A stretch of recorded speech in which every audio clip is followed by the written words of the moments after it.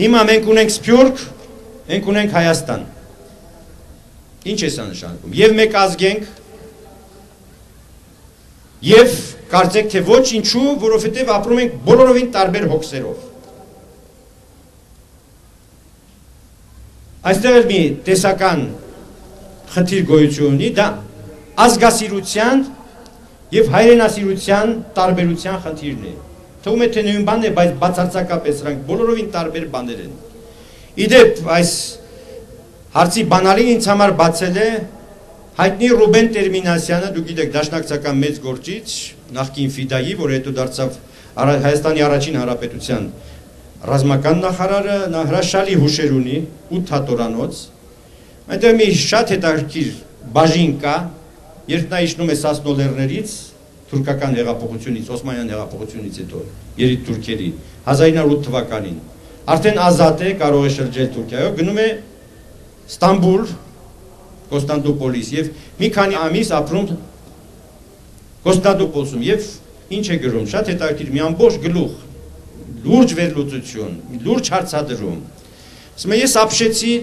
հայտնաբերելով հետեւյալը. Պոլսահայությունը հրաշալի հայություն, կրթված, զարգացած, դպրոցների, եկեղեցիների, բարեգործական կառույցների մի հսկայական ցանցով, տպարաններով, գրքերի հրատարակությամբ, հրաշալի գրականությամբ, մամուլով, չափազանց ազգասեր, հայ երգով, հայ պատարակով ապրող մարդիկ։ Բայց նրանց մեջ ասում է, ես հայրենասիրության նշույլ չտեսա։ Ոտով գլխով, բոլոր բջիջներով ազգասեր են, ինչ որ ազգային է, պաշտում են, բայց բուն հայրենիքի մասին, որը գտնվում էր Եփրատից դեպի արևելք, մտածող չկար։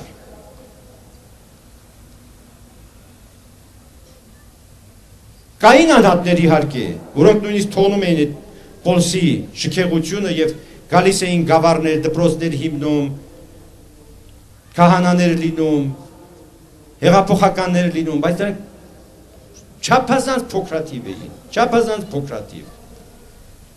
Ամբողջ Պոլսահայությունը, որը ըստ էության Սփյուռքի առաջին, ինչ ասեմ, նմուշն էր,